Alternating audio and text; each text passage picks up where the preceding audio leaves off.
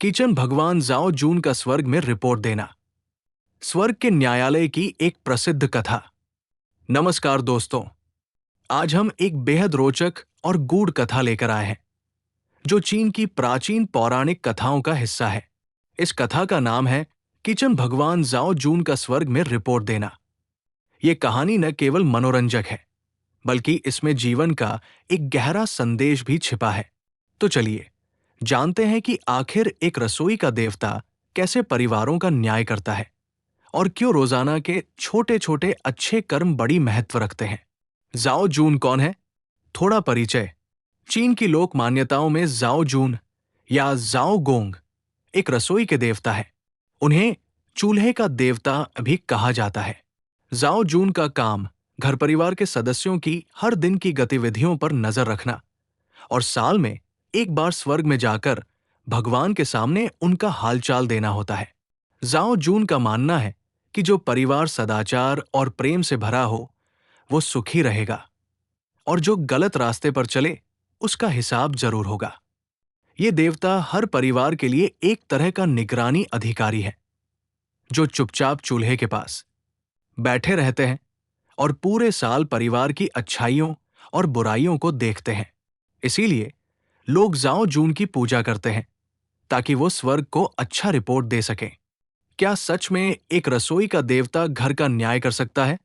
सोचिए जरा, एक ऐसा देवता जो सिर्फ चूल्हे के पास बैठकर पूरे परिवार की हरकतों पर नजर रखता है, क्या वह सचमुच न्याय कर सकता है? जाओ जून की कथा ये सवाल हमारे सामने रखती है।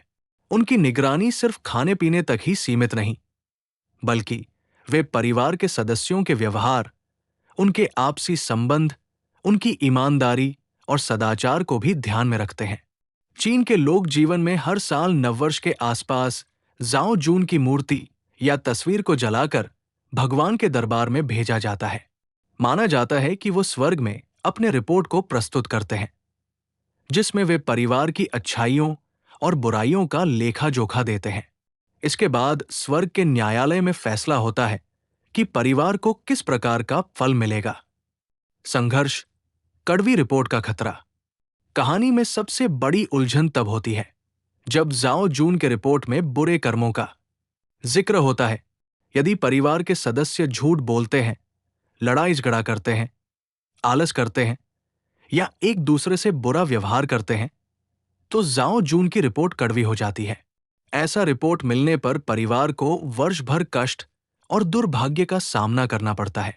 यहां पर यह सवाल उठता है कि क्या परिवार के लोग साल भर के अच्छे या बुरे कर्मों के बजाय अंतिम समय में की गई पूजा और भेंट से अपनी किस्मत बदल सकते हैं? क्या केवल मिठाइयाँ और मीठे पकवान जाओ जून के मन को खुश कर सकते हैं? मोर, मीठे पकवानों का असर। कथा में उल्लेख मिलता है कि जब परिवार के सदस्य जानते हैं कि जाओ जून जल्द ही स्वर्ग को रिपोर्ट देने जा रहे हैं तो वे उनकी मूर्ति के सामने विशेष मिठाइयाँ, चीनी और अन्य स्वादिष्ट व्यंजन अर्पित करते हैं। ऐसा मानना है कि मीठे पकवान जाओ जून के शब्दों को मधुर कर देते हैं।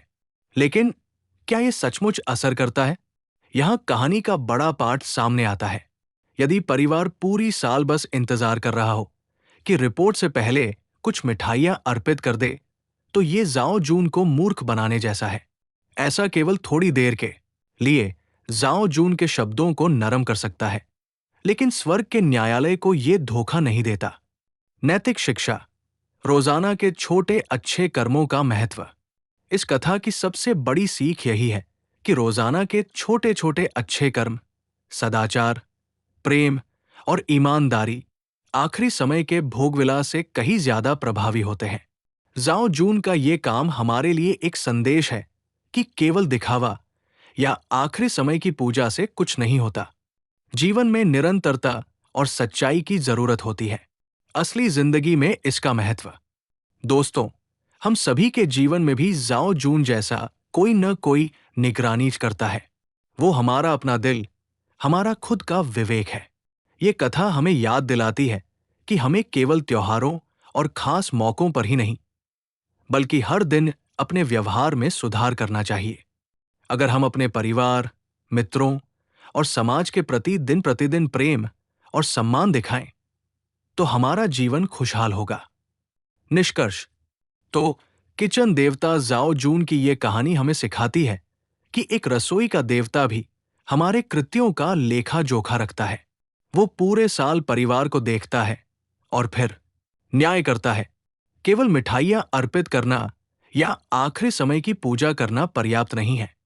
हमें रोज अपने कर्मों को सुधारना होगा। यही जीवन की सच्ची शिक्षा है। आशा करता हूं कि आपको ये कथा समझ में आई होगी और आप भी अपने जीवन में इस संदेश को अपनाएंगे। अगली बार हम किसी और रोचक पौराणिक कथा के साथ फिर मिलेंगे। तब तक के लिए नमस्कार। धन्यवाद।